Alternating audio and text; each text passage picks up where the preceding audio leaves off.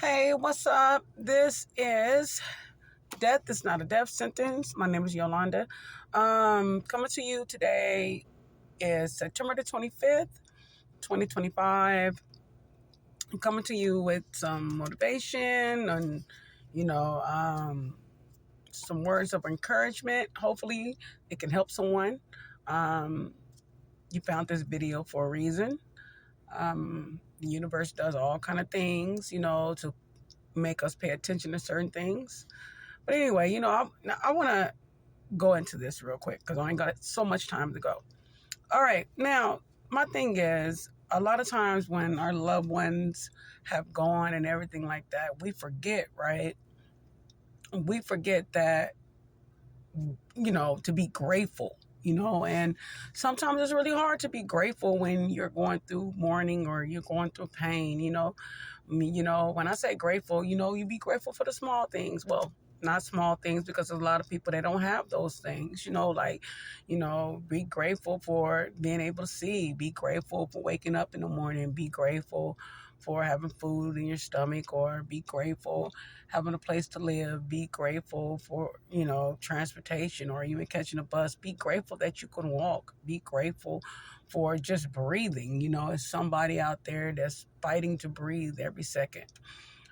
So, you definitely want to be grateful about everything, which is really hard to do when you're sad. Um, I remember, like when I was young, I thought, I had all my loved ones, my family, my friends. When you're a little kid, you really think that from the oldest to the youngest, the oldest going to die first and then whoever's next in line, but as you get older, you really don't realize that life doesn't work that way. I mean, it's little babies that die, and things of that nature, unfortunately. So, it's just so crazy how the human mind think. Like, I really believe, like, literally believe. And I remember, like, a lot of my brothers and sisters and things of that nature, my cousins, and we really believed the stork. I used to be a stork that used to knock on the door and he used to be drunk. He used to be a drunk and deliver the baby, right? And a lot of times he used to get the baby wrong. And he used to deliver the baby or whatever. And I really believe that's how babies were made. I literally believe that. So, but however, you learn, like, oh my gosh, it's not the case. So, yeah, so you start to think back, you start to remember, how you were and when. And, at that time, I think I was at my happiest because, I had no bills, no responsibility. I was a kid. And, that's just what it was, and when a lot of times when you be with someone for like 30 years or 20 years, and they're gone now, they left the earth, and it's like, you feel all alone. Or when everybody's gone, maybe your sister, your best friend, your sister, your best friend, your homeboys, your homegirls, and it's like, goodness gracious, I done lost so many of them. I have nobody to talk to. I have nowhere to turn. And sometimes you be so much into your grief, you be like, damn, you know what? Maybe I should I want to be where they at.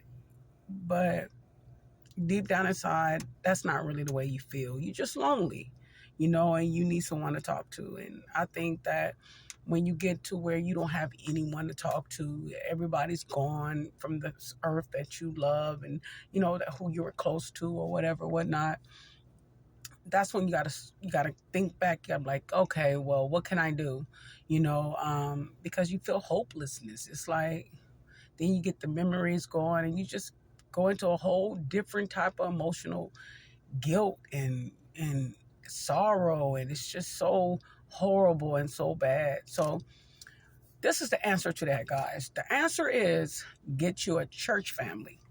Go into, a church that you want to go into, and or you want to go and worship and everything, and get you a church family. One of the best things you can ever do is get a church family, because those are the people that are going to lift you up. I'm not talking about, like, you hear a lot of bad stories about churches and, pastors and, people. But I could tell you like this, like, they are some bad pastors and churches and things of that nature, but you have an instinct, you have intuition. So just trust your intuition and look for what feels good to you.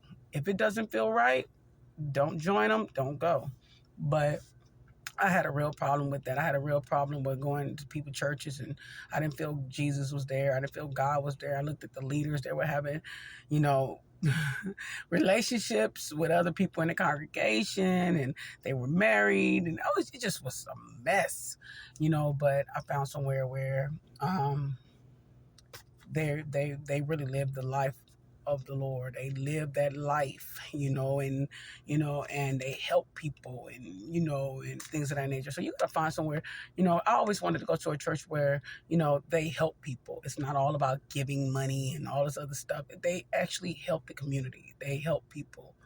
And that was a big deal to me, and the pastor living his life, so living his life like it should be. Like what he teaches in the Bible, that's the way he lives.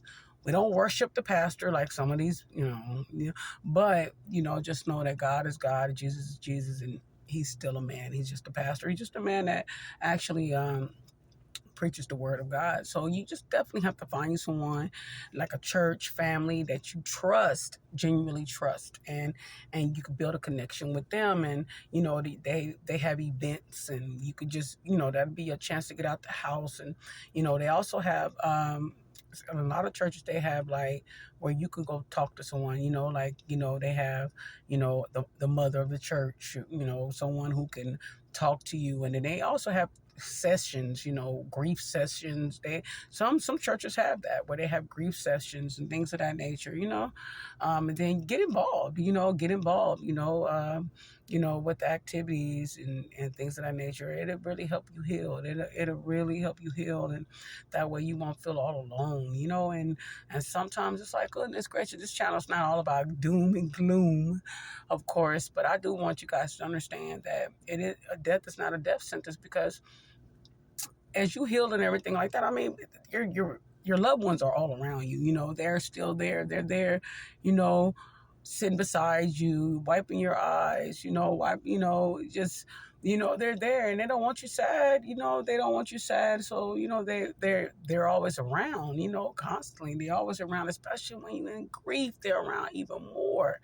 So you guys have to understand, like, they have signs to let you know that they're there, and they're not gonna just leave you alone in your grief. They're there, you just can't see them, and trust me, I tell you that they're there, and a lot of times you be like, no, I want you here with me, why are you, just give me a sign and let me see you, and, and all this.